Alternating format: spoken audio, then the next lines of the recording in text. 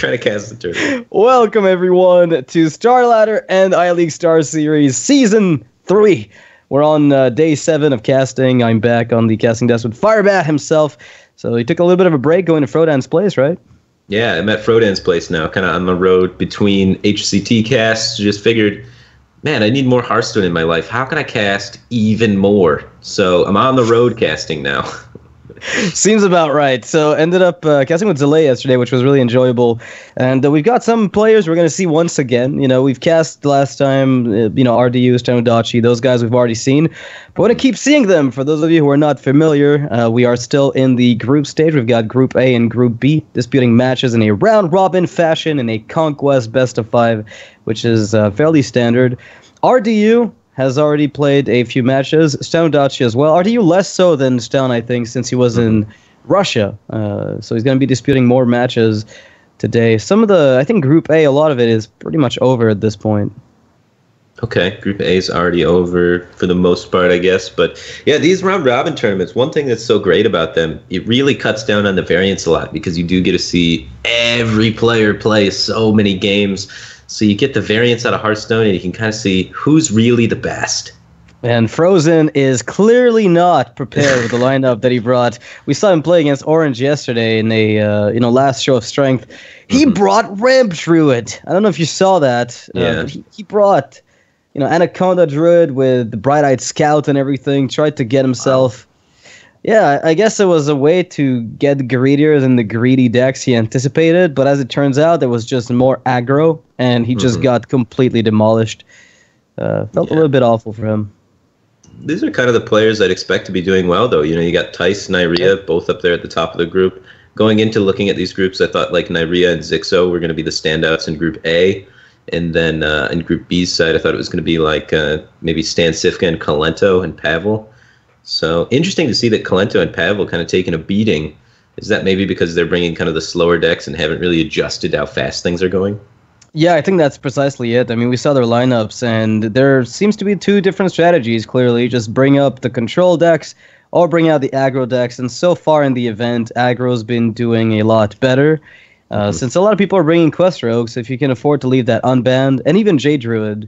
So if you can afford to leave those unbanned, oftentimes you can get yourself a win against them. Right, and ShtanUdachi definitely bringing the control lineup, Jade Druid, mid Paladin, and then is it Quest Rogue or is it Miracle Rogue? Because he is banning the Druid, but the Druid's aggro Druid from RDU, right? That just makes sense. Yeah, I'm trying to remember if he's the player who brought the Miracle Rogue, because we had one yesterday, and I'm thinking it might have been that, because we saw him play that recently, it's been a while now. He was playing a Miracle Rogue with, no Leroy shenanigans, just trying to be consistent with questing adventurer.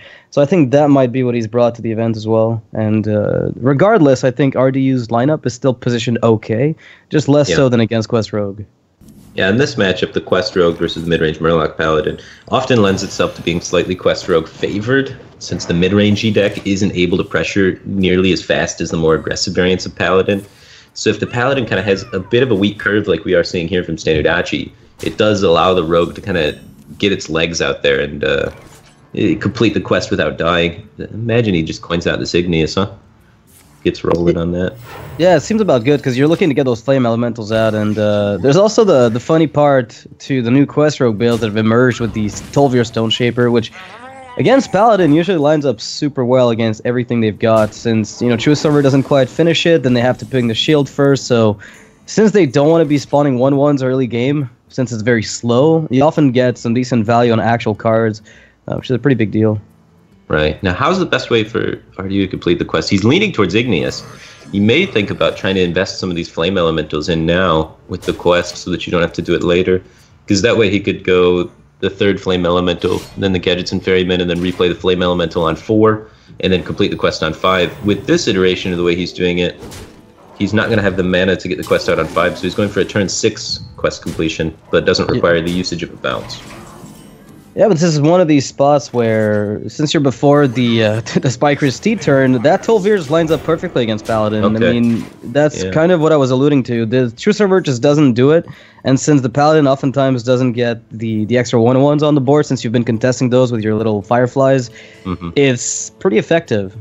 Right, yeah, it's working out wonders for him here. So he's delaying the quest by a turn. Now the quest is going to come out on 6, just for the ability to get the value out of this Tolvar, and the Tolvar is shutting down some of the pressure on the board, going to take out the 3-2 for him. Isn't quite able to get the War Leader out, but he forces the usage of Consecration from ShtanUdachi if he wants to protect his War Leader. So I like it. It's a little interesting. Yeah, and the cool thing too is that if you're forcing out a Consec, that means your Firefly turn gets that much better consistently against the War Leader that probably gets Spiker Steeded, and it's one of those really big setups. Like, if you looked at it early in the game, you wouldn't notice where he was headed until you've seen that scenario play out about a dozen times. I think RDU's done that every game against mid-range Pally with the Tolvar setup. Every time he's got the ability to just delay it, he just does so to force out an early Consec, because the Tolvar just doesn't get answered by anything. It's pretty... Yeah, that worked out really well for him. If ShtanUdachi just had to Consecrate that turn, he could really shut down this Crystal Core activation, but being able to force your opponent to have to use additional removal to get through the Tolvar, to then make it so they waste the Consecrate like that, that worked out pretty well. Yeah. I kind of like getting the patches out with South Sea Deckhand, personally. I think it's just more efficient at getting more damage on board. That was second...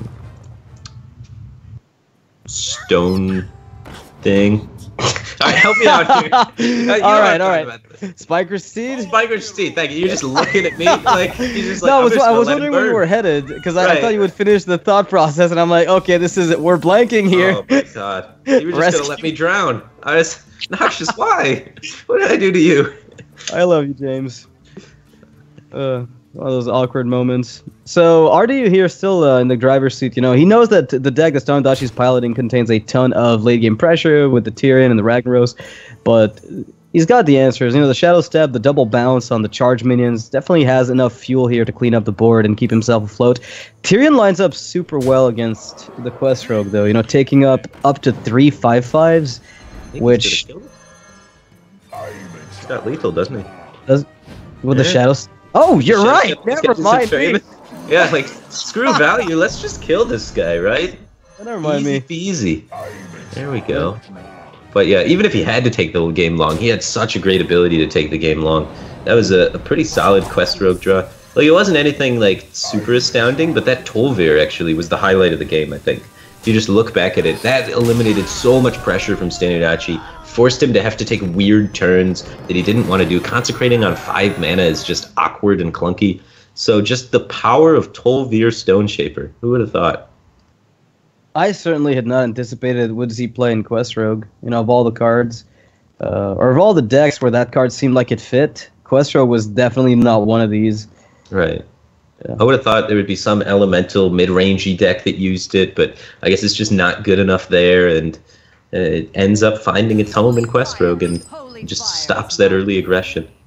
Yeah, that's kind of what Quest Rogue wants to do anyway, right? Slow down their tempo so I can get my quest done on my time and race ahead that way. Now we're going to see the Paladin mirror match with the Murloc Paladin on RDU's side against the mid-range, which technically favors RDU. Technically, but these hands might beg to differ. Well, actually, RDU's got a good hand too. All right, we got a game. Yeah, I was going to say, this seems to be going ShtanUdachi's way, but never mind, we got a Rockpool Hunter on both sides, and okay, ShtanUdachi's still got the better end of it, though. Yeah, he's got the coin 4 now. Yikes. So, as RDU here, he's got the Rockpool, that's obviously coming down. Now the question is, do we bump into the 1-3, or do we poke face for 2? I like bumping since you're forcing a trade on the event that he plays Rockpool as well. Right, and this way, if they coin War Leader, they can't take a value trade as well. Right. So it's super huge to try and deny that. And Coin War Leader does come out. So now whichever minion ShtanUdachi trades into, it does die. And RDU has the potential to try and top deck to answer it. Yeah, that's going to sting a little bit on RDU's side, forcing himself to be slowed down. But since you've seen the coin being played, that means there's no possibility of a weapon to lock down the board.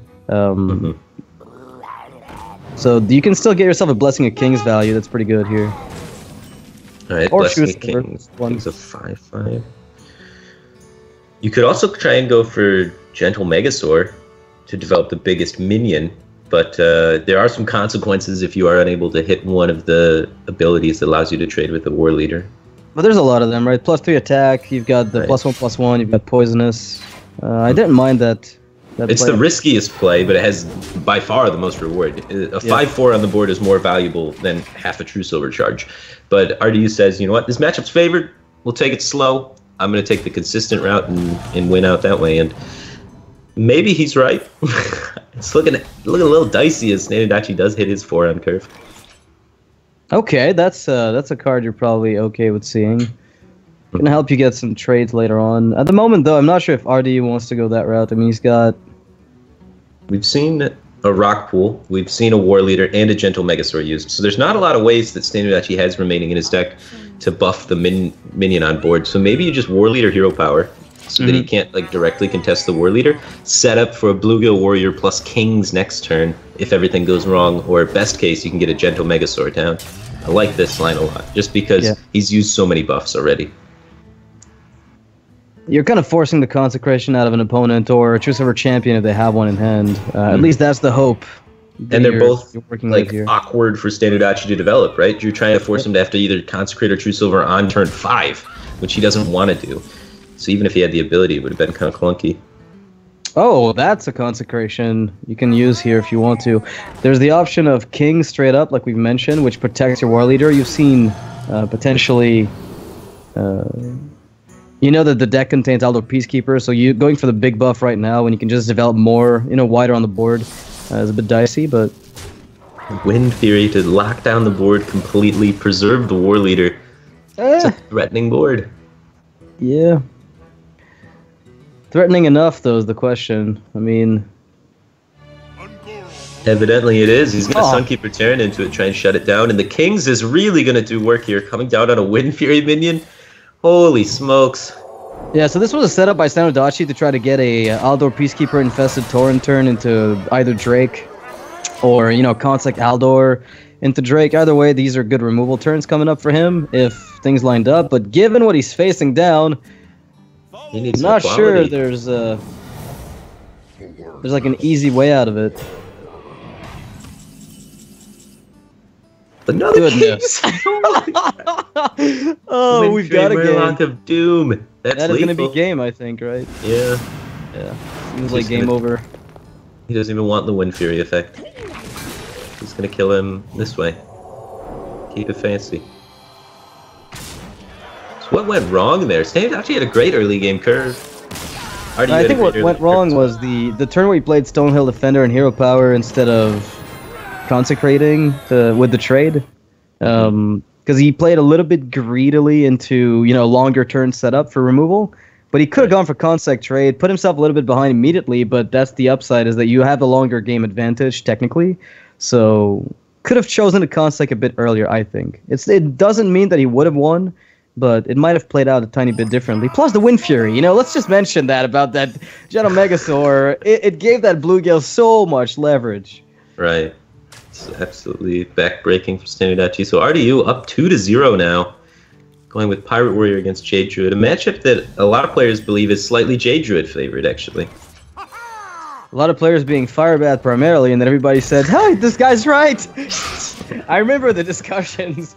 It went something like, "Guys, I think this deck's about 55 versus Pirate Warrior," and everybody was like, "You've got to be insane." And as the weeks passed, people started to agree, and yeah, with the optimal play. I hear Jade Druid is slightly It's a good deck, man. Yeah. It's so resilient against so many things. He has Wild Growth and Innervate as well, so he's going to be able to do a lot of powerful things, especially Double Swipe being just super good. Chooses to hold back the coin Innervate, wants to be able to the coin Wild Growth. Doesn't want to use 3 mana next turn. Wants to hold on to this coin. It's a little greedy. It doesn't open up as many top decks, but keeps more value for the later stages of the game. Yeah, but on the upside too is that it's playing with Swipe pretty well here. Wow, okay, that's going to be a much, much better play than just Wild Growthing into a Swipe for clears, as you're able to set this up first, and you still have the coin left over on turn 3 for that Swipe. That is crazy. And one of the most important things about this play is Pirate Warrior's biggest developmental turn is turn 3. That's their most polluted mana slot. That's where they have the most things. So they don't want to be removing your minions on turn 3, which means a lot of times this deckhand and this patches just have to sit there and kind of stare at this Jade Behemoth because you don't want to Heroic Strike this. You want to be playing one of your 3-drops. So it's really awkward for the Pirate Warrior. And none of the 3-drops line up particularly well. everything you do lines up poorly against swipe regardless. So you're just going to have to pray that it's not there and hope that the frothing can carry you. So here, Wrath is a worry because the 1-1 trades very well, but you've still got the advantage of, in some worlds, getting that Heroic Strike enabled. So you're getting out-tempoed by Jade Druid. That's your day. They've used 2 Innervates, though, so Jade Druid actually has a hand size disadvantage. So one of the ways RDU could kind of win this game is if he's able to leverage that value at some point. Right now, Heroic Strike works very well with the top deck to allow him to clear. And then he can try and guarantee an upgrade on the Arcanite Reaper and maybe make up the lost damage from the early game just by upgrading Reaper and the amount of value you generate off that because your opponent has nothing left in their hand because they used 2 Innervates, right? Yeah, so the odds of them actually having Jade Spirit into another Jade Spirit into, some kind of Nourish play, everything that they do is supposed to be a little bit slower than what you do at this point in the game. He's going to opt to not get necessarily the guaranteed, Reaper upgrade, but since the amount of Pirates in the deck is high enough, that should be the case. And he's of got course, the picks up the Dread Corsair. In this case, it's just turn 6, always with the 3-drop. Yeah, he can double 3-drop next turn, so he's got the guaranteed upgrade already. It's going to be pretty sweet. And ShtanUdachi looking at a typical Druid hand that uses up 2 Innervates super early. Doesn't find any card draw. Yikes. I'm curious what the actual win rate is of Druid when it has 2 Innervates. Because it seems like that's one of the conditions where the Jade Druid actually fails a lot, is when they have 2 Innervates. This sort of scenario that we're seeing play out where they just run out of stuff to do happens very, very often when the Jade Druid hits 2 Innervates. So it's actually interesting if anyone's ever broken down the stats on the win rate of Druid while drawing 2 Innervates. You'd think it would be higher because Innervate's such a great card and everybody says it's busted, but I believe it's probably lower than a 1 Innervate hand or maybe even a no Innervate hand. I mean, I'll be honest with you, though. I think Innervate, it really depends on the rest of your hand texture, so... Sure. If you the have average, I think the average win rate is going to be lower, though, because you're rarely going to have everything to support it. But there are cases where it just carries you forward. I just don't know, without Nourish, this hand just went nowhere is the issue. There was no way to keep cycling. Oh my god! Where's your Gluttonous Ooze now? Yeah, it's just got a Gore Howl now, doesn't he? Oh, jeez. That hurts. You hate to see that if you're a ShtanUdachi fan. His face is just getting brutally smashed to death. I can see. I thought there was a Gluttonous Ooze in the deck. I believe there is one, but it wasn't there when it mattered the most. And RDU is just going to take it 3-0 against the lineups that he was prepared for. This is what RDU wanted to face off against. And he got his wish. This was probably the best lineup matchup for RDU of all the ones that he'd faced in the event so far. It seemed to go very well. I think Jade Druid had the potential to kind of sneak a win. We saw it have a good start there. If it had some draw follow-up, maybe something can happen. But Quest Rogue, or we don't even know if it's Quest or Miracle, but Quest or Miracle are both going to struggle immensely against RDU's lineup, as well as the Paladin. The Paladin can run into a lot of trouble against the more aggressive decks unless it hits its early game curve, because it only has 2 1-drops a lot of the time, and missing one of those is back-breaking against aggro. You just can't catch up afterwards. So we're going to be going on to match number 2 of the day. Since the first one was so swift, we're not going to take a pause. So we're going to go with Neria versus Sixo. That's going to be coming up next. We didn't see much action from these guys in the tournament so far. I mean, we saw Sixo play a little bit yesterday, actually. Played an interesting set of games. I forget who his opponent was yesterday they played off against, but that opponent was running the Miracle Rogue that we talked about. We don't see much of it in the event since people tend to favor the Quest one. And it's been going back and forth, really. I just finished casting HCT for Europe, and there's so many Miracle Rogues in HCT. I think there was 3 or 4 Miracle Rogues in the top 8. It's coming back with a fire, man. Miracle Rogue is starting to be the new old thing. So I'm interested to see why that's the case. I'm guessing the mage matchup is just as bad for the most part. The mage is probably worse. The mage matchup. I don't. But the thing is, the versus hunter matchup's way better. You're favored versus hunter instead of unfavored, and then a lot of people predicted in the 4 aggro deck lineup that people would be playing hunter, so they could capitalize on that. And then it's way better against token druid, like the aggro druid, because you have your backstab, SI, that sort of stuff. It just cleans up the minions before the buffs can land. So I'd say Miracle Rogue's actually favored against aggro druid as well. Yeah, that's a good point, actually. Like, Crystal Rogue basically just loses automatically, or Quest Rogue just loses instantly to Aggro Druid, whereas Miracle puts up, like, at the very least, an even matchup. Okay, and here's the scores here. So we have Nyria and Zixo both towards the top end of Group A, but how many players advance out of group stages? Because this could be a match that's super influential.